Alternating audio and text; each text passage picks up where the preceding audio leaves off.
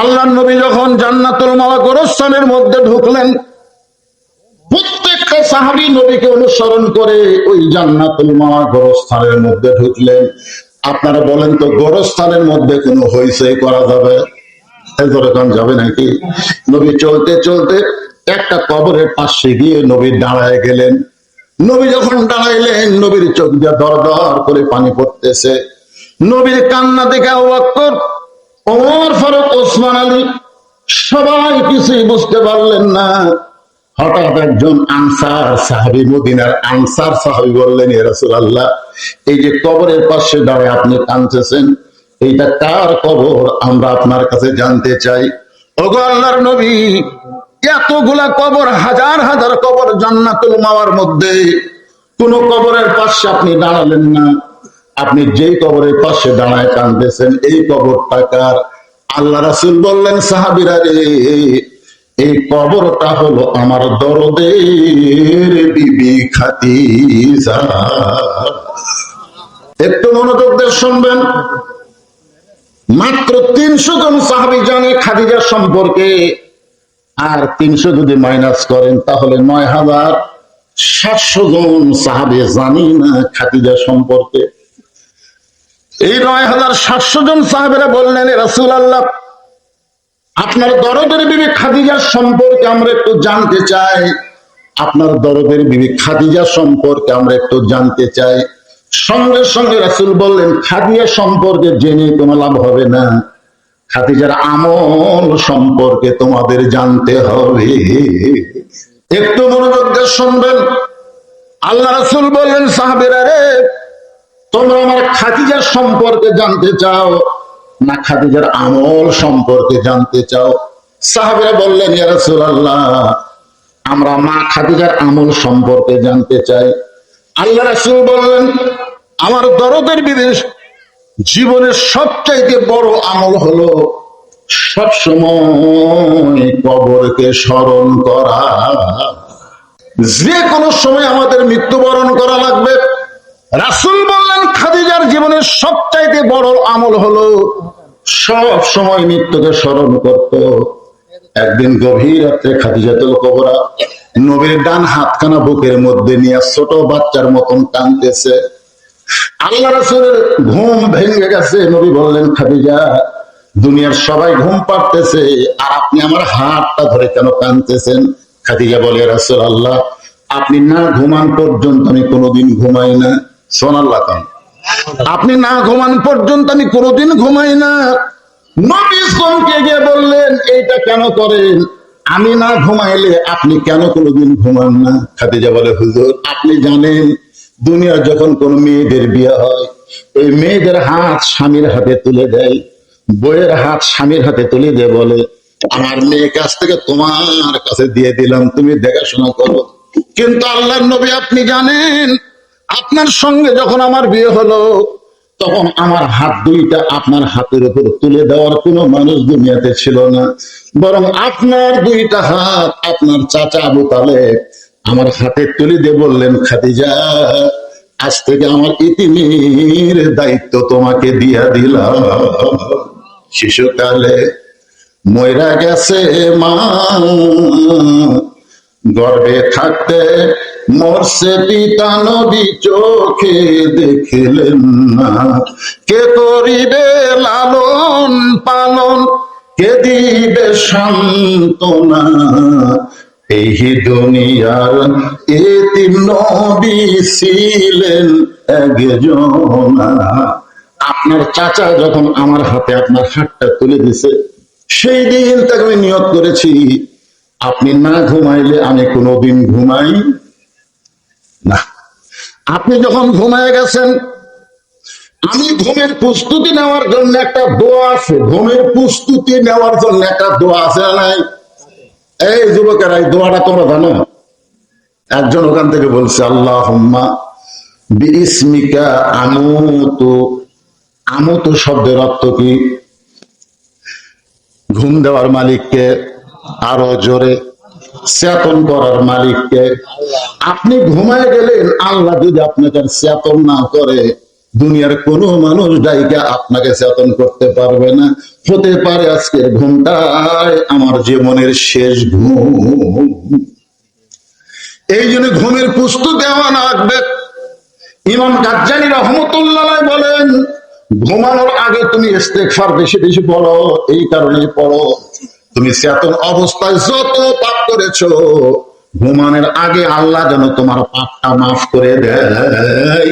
কারণ ঘুমায় গেলে যদি আল্লাহ তোমার চেতন না হওয়ার সুযোগ দেয়। খাদিজা বলতেছে, রাসূলুল্লাহ, ওই আমুদ শব্দ উচ্চারণ করার সঙ্গে সঙ্গে আমার চোখ বন্ধ করে যখন দেখতে পাই বিশাল একটা অন্ধকার কবর, এই আমুদ শব্দ উচ্চারণ করার পরে আমি চোখ বন্ধ করে দেখতে পাই অন্ধকার একটা কবর। যেই কবরে কোনো সাথী নাই, বাতি নাই, যেই কবর অন্ধকার কবর, সে অন্ধকার কবরে 50,000 বছর আমি কেমনে থাকবো, একা একা কেমনে থাকবো, ওই কবরের চিন্তায় আমি আর ঘুমাতে পারতেছি না। আমার চোখ দিয়ে দর দর করে পানি পড়ে, কাঁদতে কাঁদতে একসময় আমার কান্নার শব্দ পর্যন্ত বের হয়ে গেছে। সঙ্গে সঙ্গে আল্লাহর নবী খাদিজাকে বুকের মধ্যে নিয়ে খাদিজার কপালে একটা চুমু দিয়ে বললেন, খাদিজা, ওই আল্লাহর শপথ করে বলতেছি, ঈমান গ্রহণ করার পরে আপনি আল্লাহর সঙ্গে যে সম্পর্ক গড়ে তুলেছেন, আল্লাহ আপনার কবরকে জান্নাত বানায়া দিবে। সুবহানাল্লাহ, জোরে কন। তার মানে কি বুঝলেন? কবর অন্ধকার হতে পারে, 50,000 বছর হতে পারে, কিন্তু আমাদের জন্য কবর যদি জান্নাতের বাগান হয়ে যায়, আর কোনো টেনশন আছে? জোরে কন। 50,000 কে 1 কোটি বছর থাকে। দেখেন আল্লাহ রাসূল একটা কি সুন্দর কথা বলে আমাদেরকে শান্তি দিলেন। খাদিজাকে বলতে, খাদিজা, ঈমান গ্রহণ করার পরে আপনি আল্লাহর সঙ্গে যে সম্পর্ক গড়ে তুলেছেন, আপনি দুনিয়া থেকে বিদায় নেওয়ার সাথে সাথে আপনার কবরকে আল্লাহ জান্নাত বানিয়ে দিবে। তাহলে ঈমান গ্রহণ করার পরে সম্পর্ক করতে হবে কার সাথে? আরো জোরে খান। আল্লাহর সাথে কি দিয়ে সম্পর্ক করবেন? একটু মনোযোগ দিয়ে শুনবেন। আল্লাহ রাসূল বললেন, খাদিজা, ঈমান গ্রহণ করার পরে আপনি আল্লাহর সঙ্গে যে সম্পর্ক গড়ে তুলেছেন, আপনি দুনিয়া থেকে বিদায় নেওয়ার সাথে সাথে আল্লাহ আপনার কবরকে জান্নাত বানায়া দিবে। এখন আপনারা বলেন, ঈমান গ্রহণ করার পরে আল্লাহর সঙ্গে সম্পর্ক করতে গেলে যে আমলটা আমাদের করাই লাগবে, যে আমল না করলে আমাদের ঈমানই থাকবে না, সেই আমলটার নামই হলো নামাজ। বলেন নাম কি? আরো জোরে কন। কিন্তু মা খাদিজা যখন দুনিয়া থেকে বিদায় নিয়েছে, তখন কিন্তু নামাজ আসে নাই। নামাজ এসেছে নবুয়তের 10ম বৎসরে, মিরাজ দিয়া নামাজ আইছে। কিন্তু আল্লাহ তাআলা মিরাজের 2.5 মাস আগে খাদিজাকে দুনিয়া থেকে বিদায় করে নিয়েছে।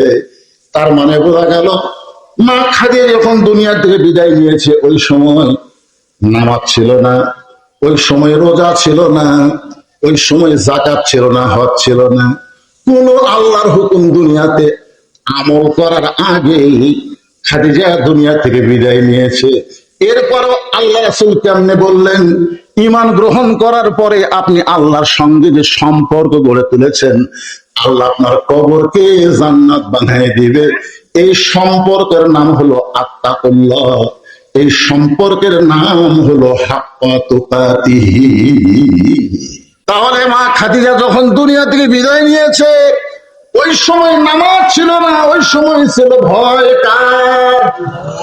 আল্লাহ নবী বললেন, খাদিজা, দুনিয়া থেকে বিদায় নেওয়ার পরে আল্লাহ আপনার কবরকে জান্নাতের বাগান বানায় দেবে। সঙ্গে সঙ্গে খাদিজা নবীর হাতটা বুকের মধ্যে নিয়ে বলে, রাসূলুল্লাহ, আপনার কাছে যদি আমি কিছু চাই, আপনি কি আমারে দিবেন না? আল্লাহ নবী বললেন, নাউযুবিল্লাহ, নাউযুবিল্লাহ, নাউযুবিল্লাহ। 3বার নবী নাউযুবিল্লাহ বললেন। খাদিজা বললেন, হুজুর, আপনার কাছে যদি কিছু চাই। এই কথা শোনার পর আপনি 3বার নাউযুবিল্লাহ বলেন কেন? আল্লাহ রাসূল বলে, খাদিজা, ঈমান গ্রহণ করার পরে আল্লাহ ছাড়া অন্য কারো কাছে চাওয়া জায়েজ। জোরে বলেন, ইয়াকা নাবুদু ওয়া ইয়াকা নাস্তাইন। আমরা যখন নামাজ পড়ি সূরা ফাতিহার কি বলি? আল্লাহ তোমার গোলামি করে তোমার কাছে আমরা সাহায্য চাই। এমনকি নবীর কাছেও সাহায্য চাওয়া যাবে। এই জন্য আল্লাহ রাসূল বলেন, খাদিজা আপনি আমার কাছে কি চাবেন? আপনি যা চাবেন আল্লাহর কাছে চান। খাদিজা বলে, হুজুর আমি যে জিনিসটা চাইবো সে জিনিসটা যদি আল্লাহর না থাকে তাহলে আল্লাহ কেমনে দিবে?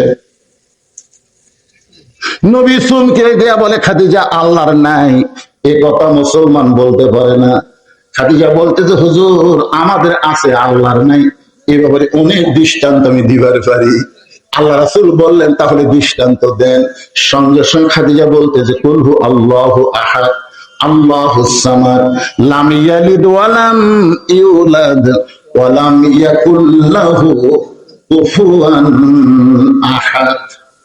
এই সূরা ইখলাস একবার বললে 10 পারা কোরআন পড়ার সওয়াব পাওয়া যায়। সুবহানাল্লাহ। আপনারা বলেন তো, এই সূরা ইখলাসের মধ্যে আল্লাহর নাই এমন কথা আছে না? নাই। আল্লাহর বাপ কথা কয় না, আল্লাহর মা, আল্লাহর সন্তান, আল্লাহর মৃত্যু, তাহলে তো আল্লাহর অনেক কিছুই নাই। খাদিজা বললেন, ইয়া রাসূলুল্লাহ মনে করেন আপনার সঙ্গে আমার বিয়ে হয় নাই, গভীর রাত্রে যদি আল্লাহর কাছে আমি কান্দি, আল্লাহ খাদিজার পেটে একটা বাচ্চা দাও, খাদিজার পেটে একটা বাচ্চা দাও, আপনি বলেন তো আমার পেটে কি আল্লাহ বাচ্চা দিবে? রাসূল বললেন, দিবার পারবে কিন্তু দিবে না। আল্লাহ তোমাকে বাচ্চা পেটে দিবার পারবে কিন্তু দিবে না। একজনকে আল্লাহ স্বামী ছাড়া বাচ্চা দিয়েছিল, তার নাম হলো মরিয়ম। আর এই মরিয়মকে বাচ্চা দেওয়ার কারণে জনগণ জাকারিয়া নবী ধরে মারছে। ধরে এখন কথা ঠিক কিনা? জাকারিয়া কিন্তু মরিয়মের আপন খালু ছিল। তারপরে জনগণ সন্দেহ করে তারা যখন পিটন দিল, একসঙ্গে রাগ করে জাকারিয়া বললেন, আল্লাহ কাম করলে তুমি আর পিটন খাচ্ছি আমি। মরিয়মের পেটের মধ্যে বাচ্চা দিছে কে? আরো জোরে বলেন, কে দিছে? কিন্তু পিটন খাই কে? জাকারিয়া বলতেছে, আল্লাহ কাম করলে তুমি আর পিটন খাই আমি। আল্লাহ নবী বলেন, জাকারিয়া কিয়ামত পর্যন্ত আর হবে না। আমি আদমকে তৈরি করেছি বাপ মা ছাড়া, আর ঈসারে পাঠাইলাম বাবা ছাড়া। কিয়ামত পর্যন্ত পুরুষের স্পর্শ ছাড়া কোন নারীর পেটে আর বাচ্চা হবে না। কিয়ামত পর্যন্ত পুরুষের স্পর্শ ছাড়া কোন নারীর পেটে আর বাচ্চা আসবে। আল্লাহ রাসূল বললেন, ইয়া রাসূলুল্লাহ, খাদিজা বলতেছেন, ইয়া রাসূলুল্লাহ এই কারণেই তো আমি আপনার কাছে চাই। রাসূল বললেন, আপনি আমার কাছে কি চাবেন যা আল্লাহ দিবার পারবে না? খাদিজা বললেন, হুজুর আমার 1 নম্বর চাওয়া হলো, ওই যে গাড়ি হীরার মধ্যে আপনি 3 বছর সাধনা করেছেন, এই সাধনা করার কারণে আল্লাহ কোরআনের 5টা আয়াত আপনার উপর নাজিল করেছে।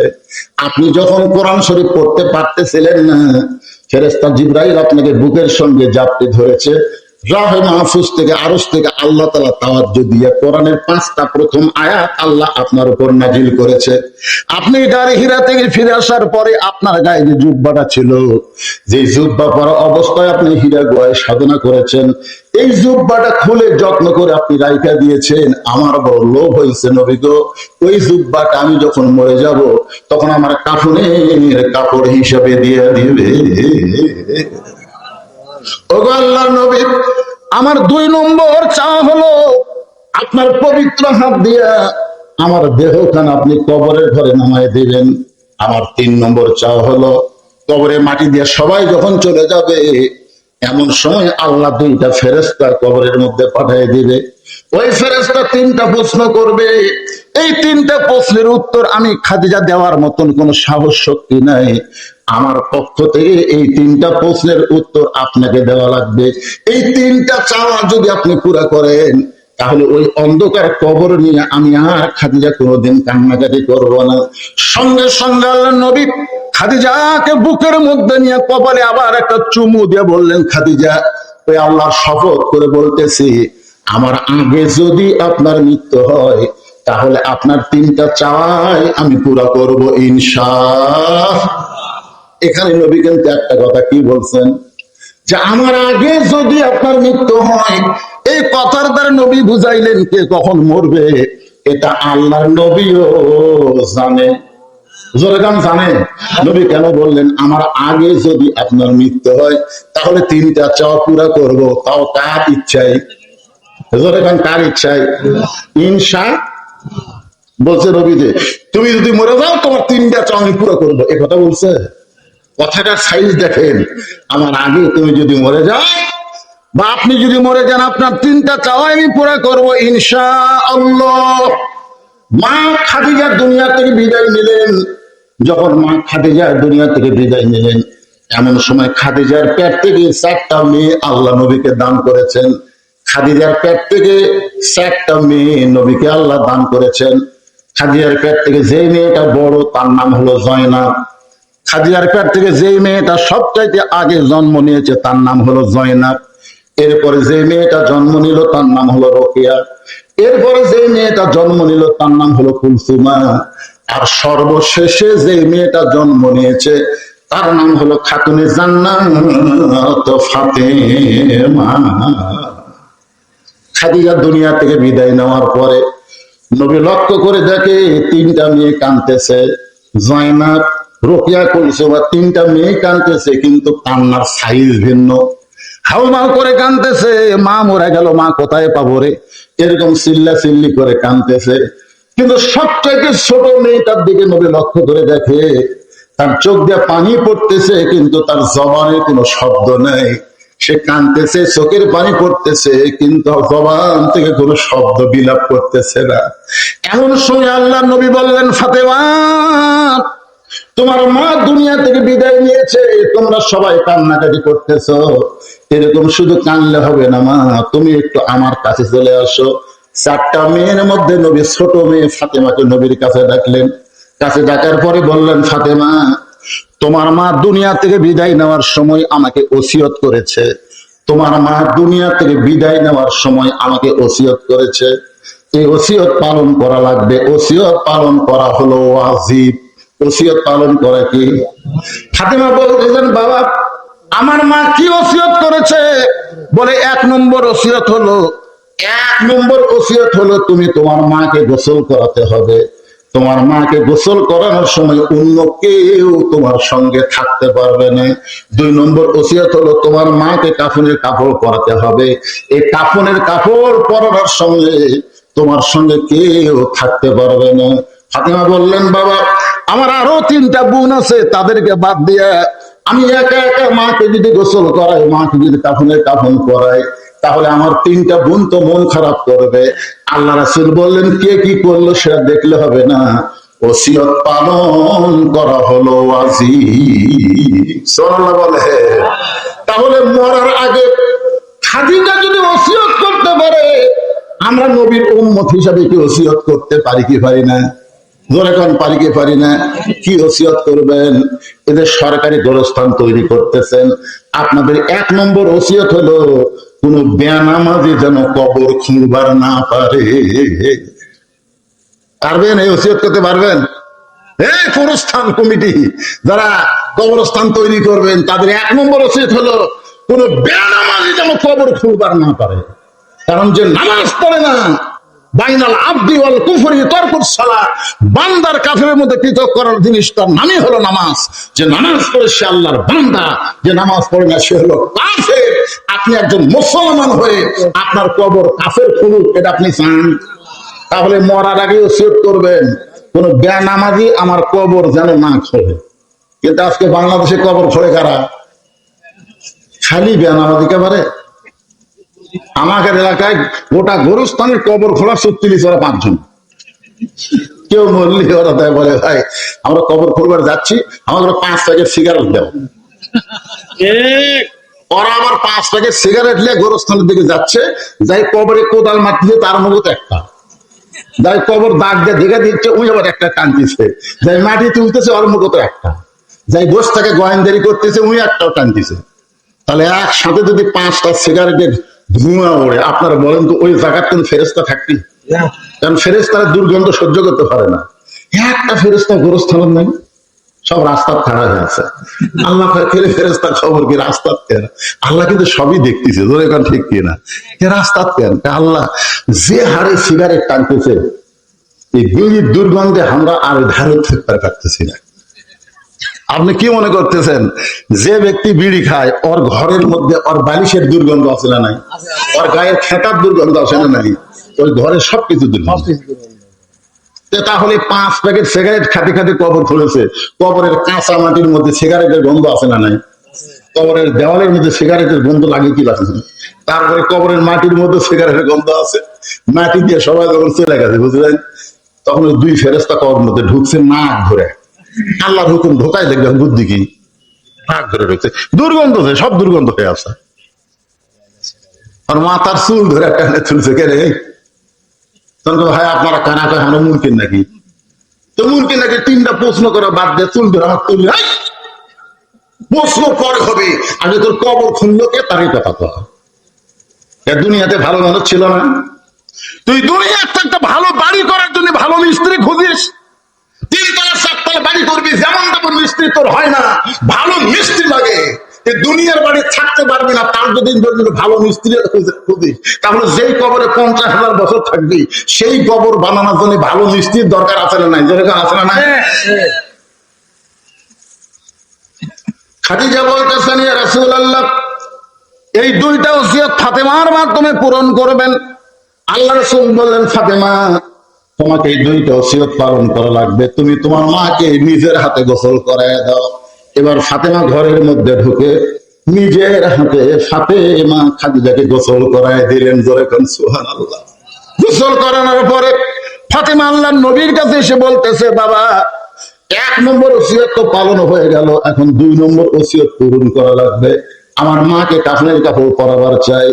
সঙ্গে সঙ্গে আল্লাহ নবী ওই জুব্বাখানা, কোন জুব্বা মনে আছে ভুলে গেছেন, ওই জুব্বাখানা এনে ফাতেমার হাতে দিয়ে বললেন, মা এই জুব্বাটা তোমার মাকে কাফনের কাপড় পরায় দাও। ফাতেমা ছোট বাচ্চার মতন কান্না শুরু করে বললেন, বাবা আমি মায়ের মুখে শুনেছি আপনি যখন আমার মাকে বিয়ে করেছেন, আমার মা মক্কার সব চাইতে ধনবতী রমণী ছিল, আমার মা মক্কার সব চাইতে ধনবতী রমণী ছিল, আজকে সেই মা আমার মারা গেল, মক্কার দোকানে কি নতুন কোনো কাপড় নাই, নতুন কোনো কাপড় না দিয়া এই পুরাতন জুব্বা কেন দিচ্ছেন বাবা? রাসূল কান্দার বলে, ফাতেমা এই জুব্বা সাধারণ কোন জুব্বা নয়, এই জুব্বার সঙ্গে আল্লাহর কোরআনের সম্পর্ক রয়েছে। আপনারা বলেন কোরআনের সম্পর্ক যার সঙ্গে থাকে তার দাম কম না বেশি? একটা গাছ দিয়ে 3টা জিনিস বানাচ্ছে, একটা গাছ দিয়ে 3টা জিনিস বানাইছে, একটা হলো সোফা, একটা হলো খাট, একটা হলো রেহাল। একই গাছের কাঠ দিয়ে 3টা জিনিস বানাইছে, একটা খাট, একটা সোফা আর একটা রেহাল। আপনার বলেন তো এই 3টার মধ্যে দাম বেশি কার? জোরে বলেন দাম বেশি কার? রেহালের দাম কেন বেশি? খাটের সাথে মানুষের সম্পর্ক, সোফার সাথে মানুষের সম্পর্ক, আর রেহালের সাথে আল্লাহর সম্পর্ক। আপনারা বলেন তো ইফতারের টাইমে 5 মিনিট আগে কেউ যদি আপনাকে 5,000 টাকা দিয়ে বলে, ভাই ইফতারের 5 মিনিট আগে তুই ইফতার কর, আপনারা করবেন? টাকা আমরা যার ভয় রোজা রাখতেছি, তিনি যে সময় ইফতার করার হুকুম করেছেন তার 1 মিনিট আগে আমরা করব না, বলেন তো কার ভয়ে? তাহলে রমজান মাসে রোজা থাকা অবস্থায় আমরা না দেখা আল্লাহকে এত ভয় করছি, কিন্তু রোজার মাস চলে যাওয়ার পরে আমাদের খবর কি বলেন? আর খবর আছে? আর কোনো খবরই নাই। কি বুঝলেন? রমজান মাসে আমরা মুত্তাকি কেন হলাম? এই রমজান মাসে আল্লাহ কোরআন নাজিল করেছে। কোরআন নাজিলের মাস হলো রমজান মাস। জোরে বলেন কোন মাস? যে রাতে আল্লাহ কোরআন নাজিল করেছে ওই রাতের দাম হলো 1000 মাসের চাইতেও বেশি। কদরের রাত 1000 মাসের চাইতে বেশি না? আপনারা বলেন তো কোরআন নাজিল হওয়ার কারণে যদি রমজান মাসের দাম বাড়ে, কোরআন নাজিল হওয়ার কারণে কদরের রাতের দাম যদি বেড়ে যায়, যাদের হেদায়েতের জন্য আল্লাহ কোরআন নাজিল করেছে তারা যদি কোরআনকে বাস্তবে গ্রহণ করে, তাদের দাম কম না বেশি? কিন্তু আমাদের দাম কম না বেশি? কারণ আমরা শুধু কোরআন শুনি, বাস্তবে আল্লাহর কোরআনকে আমরা গ্রহণ করি না। আমি যখন এখানে বসেছি আমার ভাই বললেন, হুজুর আজকের মাহফিল খালি যুবকদের উদ্যোগে না, এই মাহফিলটা হলো সরকারি কবরস্থানকে লক্ষ্য করে, সরকারি কবরস্থান মানে সরকারি কবরস্থান মানে কি সকলে মিলে এক জায়গায় থাকা নাকি বলেন, এটার নামই তো সরকারি। তো এই জন্য আমি চিন্তা করলাম কোন আয়াত নিয়ে আলোচনা করা যায়, কারণ কবর কি যখন সামনে তুলে ধরছে, তো আমাদের বগুড়ার কাহালুতে কোনো মানুষ যখন মারা যায়, মরার খবর শুনে সকলে বলে ইন্না লিল্লাহি ওয়া ইন্না ইলাইহি রাজিউন। আপনাদের এই মানদার খবর কি? ওই একই খবর। এখন বলেন তো এটা কোন দলের মুসলমান মারা গেলে এই আয়াত কয়, কোন দলের? তার মানে বোঝা গেল বেঁচে থাকতে আমরা যতই দল করি অসুবিধা নাই, মরার সাথে সাথে আমরা এক দল। ধরে এখন কয় দল? বিএনপি কোন, আওয়ামী লীগ কোন, জাতীয় পার্টি কোন, যেটাই কোন, জামাত ইসলাম কোন, এইখানে মরার খবর শোনা মাত্রই আমরা বলি ইন্না লিল্লাহি ওয়া ইন্না ইলাইহি রাজিউন। তো আমরা মরার পরে সবাই এক দল হয়ে গেলাম, কিন্তু আল্লাহ কি মরার পরে আমাদের এক দল হওয়ার কইছে না জীবিত অবস্থায়? তো জীবিত অবস্থায় একদল না হয়ে মরার পরে যারা একদল হয় এরাই হলো সবচেয়ে বিপদের মধ্যে। ধরে কারণ তার মধ্যে আর এই আয়াতটা নাজিল করছে আল্লাহ কিসের জন্য? মরার জন্য না, কিন্তু আল্লাহ বলতেছেন ইজা আসাবাতুহুম মুসিবাতুন ক্বালু ইন্না লিল্লাহি ওয়া ইন্না ইলাইহি রাজিউন।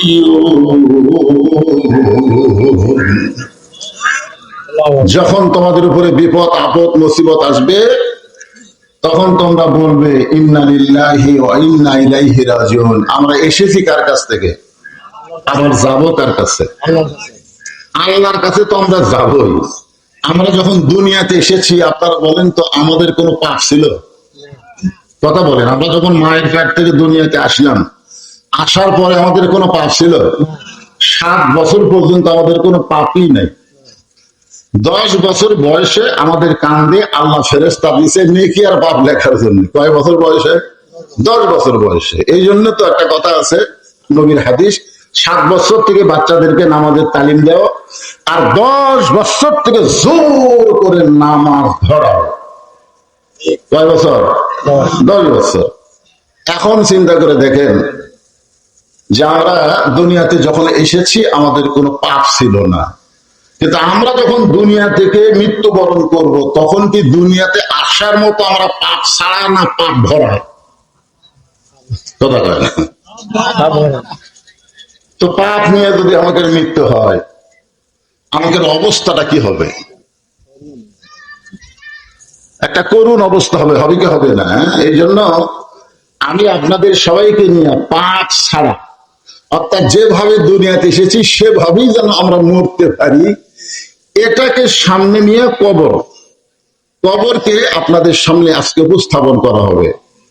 যে কবরে কোনো ঘর নাই, দরজা নাই, জানলা নাই, আলো নাই, সাথী নাই, সেই কবরে আমাদের কতদিন থাকা লাগবে? আল্লাহ রাসূল বলেছেন সর্বশেষে যে ব্যক্তি মৃত্যুবরণ করবে কবরের জগতে কোন রেওয়ায়েতে 40,000, কোন রেওয়ায়েতে 50,000 বছর থাকা লাগবে। দুনিয়াতে যে 3 তলা 4 তলা 5 তলা বাড়ি করছি, কয় বছরের গ্যারান্টি? এই কথা কর না কেন, কয় বছরের? তো গ্যারান্টি নাই। তার কি মহব্বত, বারবার খালি বাড়ির দিকে তাকায়। অনেক লোক আবার এইভাবে তাকায়। এইভাবে যারা তাকায় তারা কি জন্য এভাবে তাকায়? মানে 6 তলার ভিত দিছে, 4 তলা কমপ্লিট হচ্ছে, রড বার করে হচ্ছে, যায় আর এভাবে তাকায়। একদম জিজ্ঞেস করে ভাই কি জানতে, কি দেখতেছেন? বলে ভাই দোয়া করেন ভাই, 6 তলার ভিত দিছি, 4 তলা কমপ্লিট হচ্ছে, আর 2 তলা তলা করবার পারি, আর 2টা তলা করবার পারলে আমার কোনো টেনশন নাই। আপনারা বলেন তো আর কান্দ ফেরেশতা আছে না নাই? আছে। তুমি যখন বলতেছে আর 2টা তালা করলে আমার কোনো টেনশন নাই, তখন ফেরেশতারা কি লিখবে?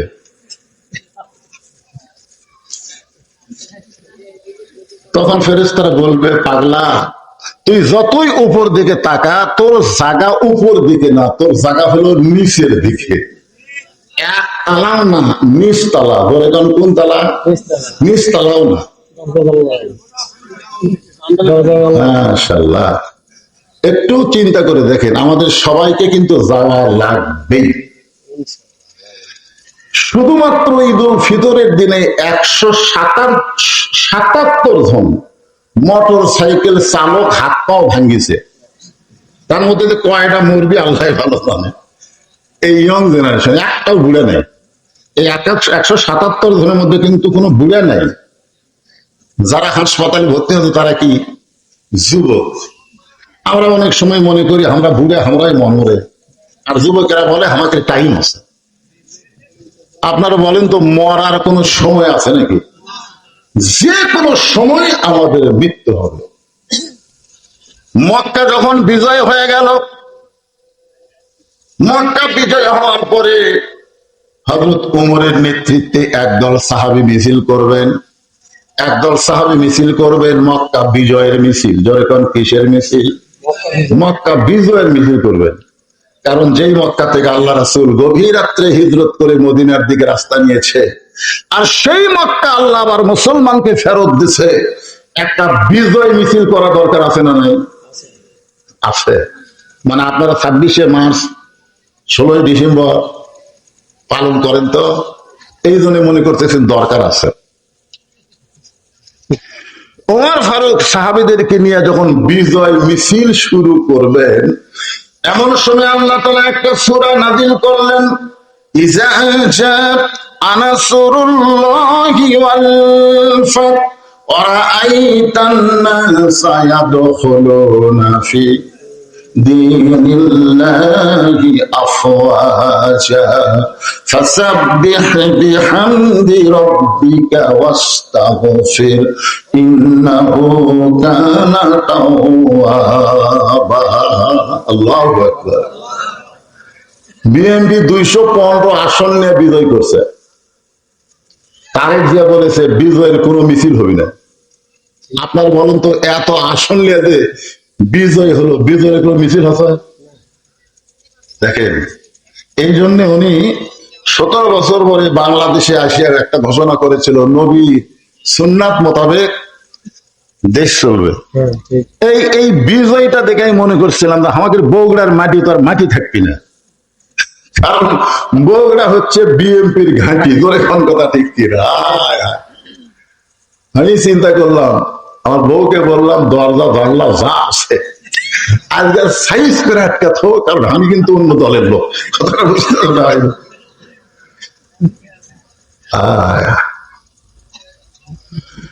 হযরত ওমর ফারুক যখন বিজয় মিছিল করবেন, সঙ্গে সঙ্গে আল্লাহ তাআলা সূরা নসর নাযিল করে নবী জানাই দিলেন, ওগো নবী,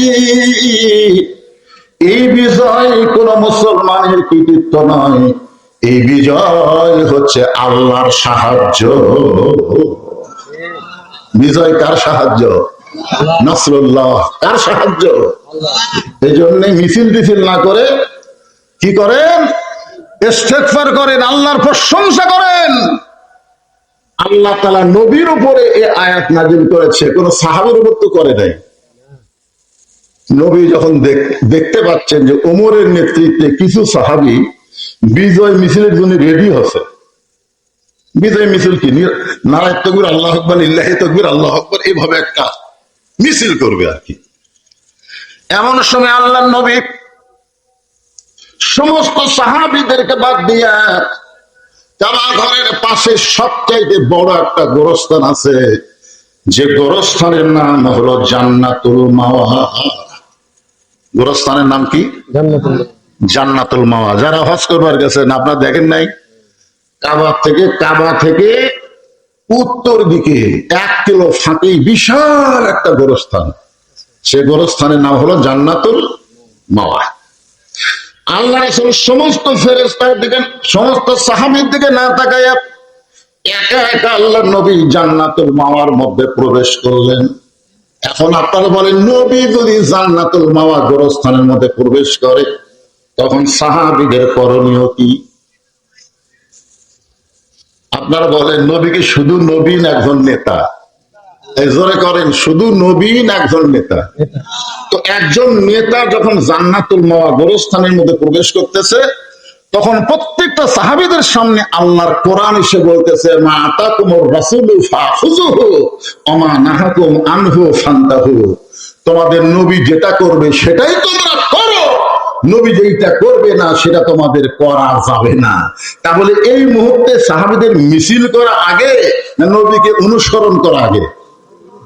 কথা কন না কেন ভাইজান?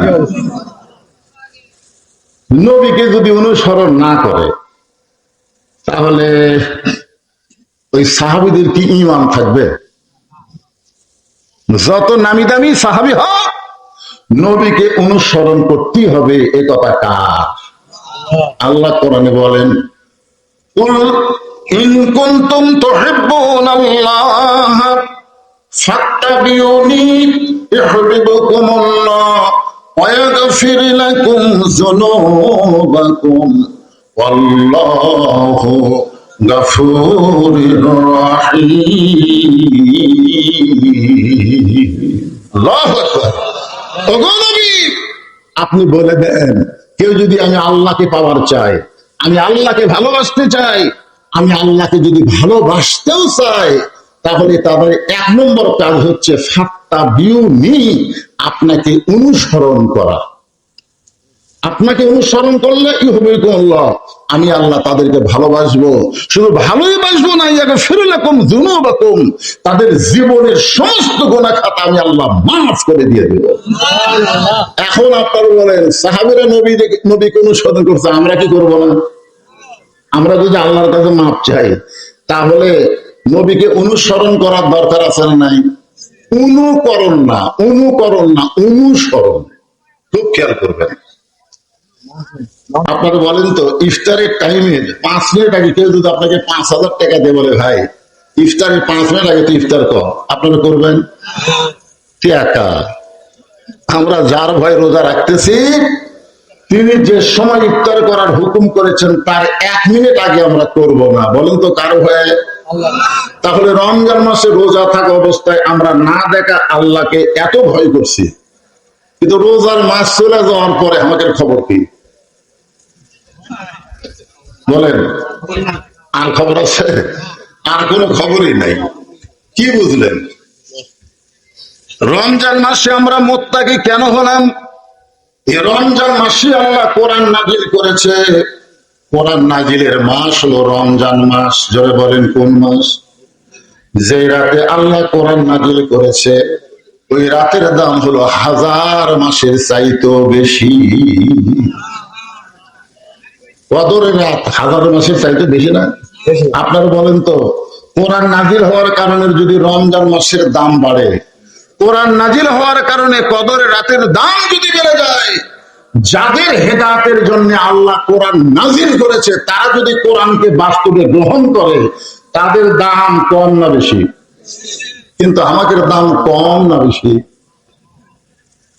কারণ আমরা শুধু কোরআন শুনি, বাস্তবে আল্লাহর কোরআনকে আমরা গ্রহণ করি না। আমি যখন এখানে বসেছি, আমার ভাই বললেন, হুজুর আজকের মাহফিল খালি যুবকদের উদ্যোগে না, এই মাহফিলটা হলো সরকারি কবরস্থানকে লক্ষ্য করে। সরকারি কবরস্থান মানে, সরকারি কবরস্থান মানে কি? সকলে মিলে এক জায়গায় থাকা, নাকি বলেন? এটা নামই তো সরকারি।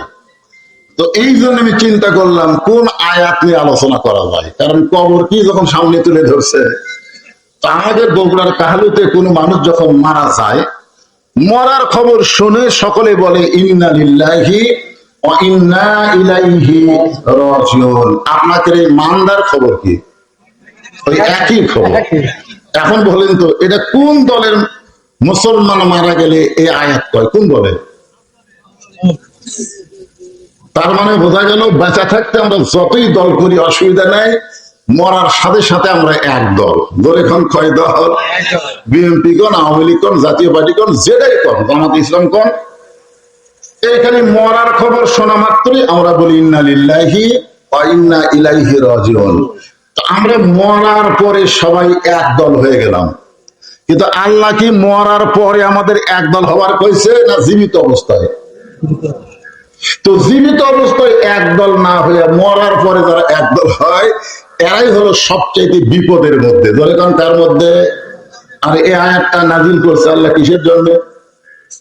মরার জন্য না, কিন্তু আল্লাহ বলতেছেন ইজা আসাবাতুহুম মুসিবাতুন ক্বালু ইন্না লিল্লাহি ওয়া ইন্না ইলাইহি রাজিউন। যখন তোমাদের উপরে বিপদ আপদ মুসিবত আসবে তখন তোমরা বলবে ইন্না লিল্লাহি ওয়া ইন্না ইলাইহি রাজিউন। আমরা এসেছি কার কাছ থেকে, আবার যাবো কার কাছে? আল্লাহর কাছে তো আমরা যাবই। আমরা যখন দুনিয়াতে এসেছি আপনারা বলেন তো আমাদের কোনো পাপ ছিল? কথা বলেন, আমরা যখন মায়ের পেট থেকে দুনিয়াতে আসলাম, আসার পরে আমাদের কোনো পাপ ছিল? 7 বছর পর্যন্ত আমাদের কোনো পাপই নাই। 10 বছর বয়সে আমাদের কান্দে আল্লাহ ফেরেশতা দিয়েছে নেকি আর পাপ লেখার জন্য। কয় বছর বয়সে? 10 বছর বয়সে। এই জন্য তো একটা কথা আছে নবীর হাদিস, 7 বছর থেকে বাচ্চাদেরকে নামাজের তালিম দাও, আর 10 বছর থেকে জোর করে নামাজ ধরাও। কয় বছর? 10 বছর।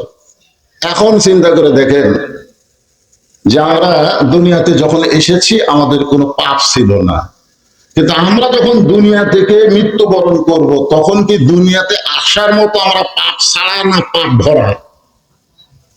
কথা বলেন। তো পাপ নিয়ে যদি আমাদের মৃত্যু হয় আমাদের অবস্থাটা কি হবে? একটা করুণ অবস্থা হবে, হবে কি হবে না? এই জন্য আমি আপনাদের সবাইকে নিয়ে পাপ ছাড়া, অর্থাৎ যেভাবে দুনিয়াতে এসেছি সেভাবেই যেন আমরা মরতে পারি, এটাকে সামনে নিয়ে কবরকে আপনাদের সামনে আজকে উপস্থাপন করা হবে। যে কবরে কোনো ঘর নাই, দরজা নাই, জানলা নাই, আলো নাই, সাথী নাই, সেই কবরে আমাদের কতদিন থাকা লাগবে?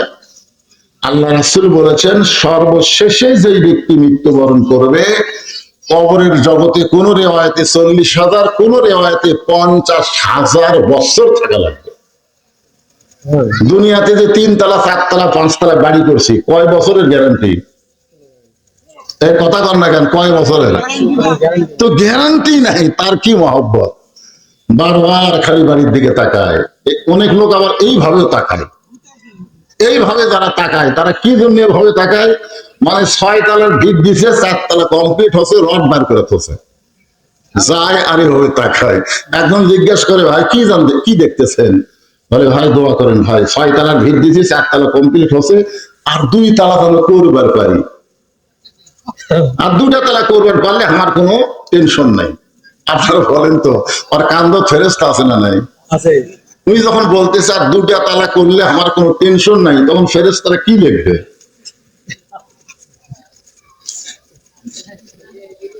তখন ফেরেশতারা বলবে পাগলা, তুই যতই উপর দিকে তাকা তোর জায়গা উপর দিকে না, তোর জায়গা হলো নিচের দিকে। 1 তালাও না, নিচ তালা। বলে কোন তালা? নিচ তালাও না। মাশাআল্লাহ। একটু চিন্তা করে দেখেন, আমাদের সবাইকে কিন্তু যাওয়া লাগবেই। শুধুমাত্র ঈদুল ফিতরের দিনে 177 জন মোটর সাইকেল চালক হাত পাও ভাঙ্গিছে। তার মধ্যে যে কয়টা মরবি আল্লাহ ভালো জানে। এই ইয়ং জেনারেশন একটাও বুড়ে নেই। এই 177 জনের মধ্যে কিন্তু কোনো বুড়ে নাই। যারা হাসপাতালে ভর্তি হতো তারা কি যুবক। আমরা অনেক সময় মনে করি আমরা বুড়ে, আমরাই মনরে, আর যুবকেরা বলে আমাকে টাইম আছে। আপনারা বলেন তো মরার কোনো সময় আছে নাকি? যে কোনো সময় আমাদের মৃত্যু হবে। মক্কা যখন বিজয় হয়ে গেল, মক্কা বিজয় হওয়ার পরে হযরত ওমরের নেতৃত্বে একদল সাহাবী মিছিল করবেন, একদল সাহাবী মিছিল করবেন মক্কা বিজয়ের মিছিল। যেরকম কিসের মিছিল? মক্কা বিজয়ের মিছিল করবেন। কারণ যেই মক্কা থেকে আল্লাহ রাসূল গভীর রাত্রে হিজরত করে মদিনার দিকে রাস্তা নিয়েছে, আর সেই মক্কা আল্লাহ আবার মুসলমানকে ফেরত দিছে, একটা বিজয় মিছিল করা দরকার আছে না নাই? আছে। মানে আপনারা 26শে মার্চ 16ই ডিসেম্বর পালন করেন তো, এই জন্য মনে করতেছেন দরকার আছে। ওমর ফারুক সাহাবীদেরকে নিয়ে যখন বিজয় মিছিল শুরু করবেন, এমন সময় আল্লাহ তাআলা একটা সূরা নাযিল করলেন, ইযা জা আনাসরুল্লাহি ওয়াল ফাত ওয়ারাআইতান নাসা ইয়াদখুলুনা ফি দীনিল্লাহি আফওয়াজা ফাসাব্বিহ বিহামদি রাব্বিকা ওয়াস্তাগফির ইন্নাহু কানা তাওয়াবা। আল্লাহু আকবার। বিএনপি 215 আসন নিয়ে বিজয় করছে। তারেক জিয়া বলেছে বিজয়ের কোনো মিছিল হবে না। আপনার বলেন তো, এত আসন নিয়ে যে বিজয় হলো, বিজয়ের কোনো মিছিল আছে? দেখেন, এই জন্য উনি 17 বছর পরে বাংলাদেশে আসিয়ার একটা ঘোষণা করেছিল, নবী সুন্নাত মোতাবেক দেশ চলবে। এই বিজয়টা দেখে আমি মনে করছিলাম যে আমাদের বগুড়ার মাটি তো আর মাটি থাকবি না, কারণ বগুড়া হচ্ছে বিএনপির ঘাঁটি। ধরে কোন কথা ঠিক কিনা? আমি চিন্তা করলাম, আমার বউকে বললাম দরজা জানলা যা আছে আজকাল সাইজ করে একটা থো, কারণ আমি কিন্তু অন্য দলের লোক।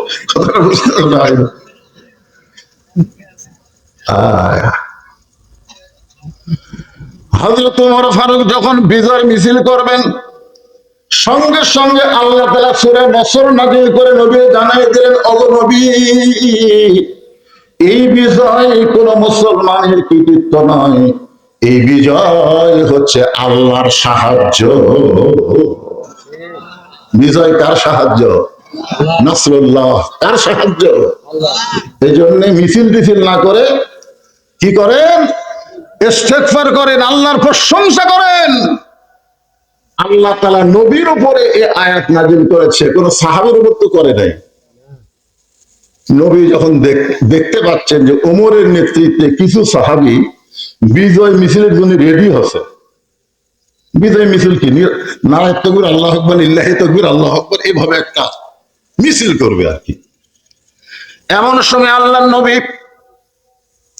সমস্ত সাহাবীদেরকে বাদ দিয়া কাবা ঘরের পাশে সবচাইতে বড় একটা গোরস্থান আছে, যে গোরস্থানের নাম হলো জান্নাতুল মাওয়া। গোরস্থানের নাম কি? জান্নাতুল মাওয়া। যারা হজ করবার গেছেন, আপনারা দেখেন নাই? কাবা থেকে উত্তর দিকে 1 কিলো ফাঁকি বিশাল একটা গোরস্থান, সে গোরস্থানের নাম হলো জান্নাতুল মাওয়া। আল্লাহ রাসূল সমস্ত ফেরেশতার দিকে, সমস্ত সাহাবীর দিকে না তাকায়া একা একা আল্লাহর নবী জান্নাতুল মাওয়ার মধ্যে প্রবেশ করলেন।